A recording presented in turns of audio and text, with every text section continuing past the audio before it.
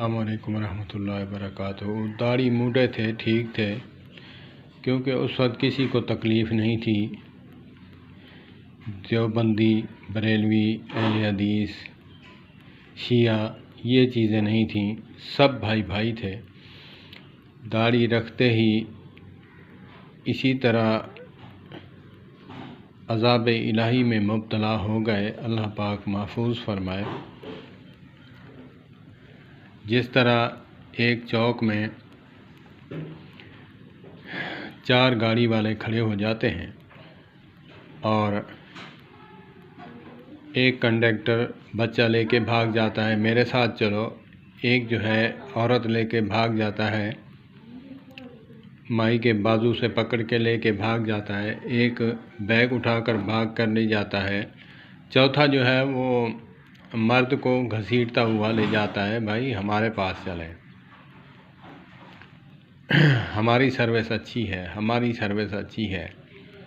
اسی طرح جو ہے نام نہاد مسلمانوں نے کام کر رکھا ہے، کسی ایک سادے سے انسان کو مسلمان بن کر جینے نہیں دیتے۔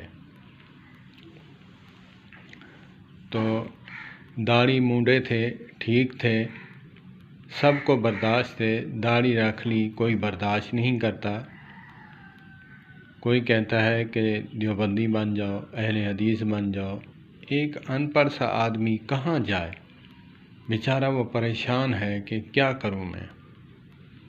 سرکے دی مثال ہے، ایک بندے آکھیا کہ بھائی ساری جماعت چرالا، ساری جماعت کھری ہے، کھرا سودا سادے کنے ہے، وہ آکھے سہیں سارے گالی چھوڑو، نماز روزہ چھوڑتے اللہ دے تھے بیٹھے ہیں، بس۔ پھر ان پڑھ کا تو یہی جواب ہوگا، اور کیا ہوگا؟ بیچارہ تنگ آئے گا۔ دین کی بات سمجھانی ہے تو مسلمان بن کر سمجھائیں، بات بھی سمجھ آئے گی۔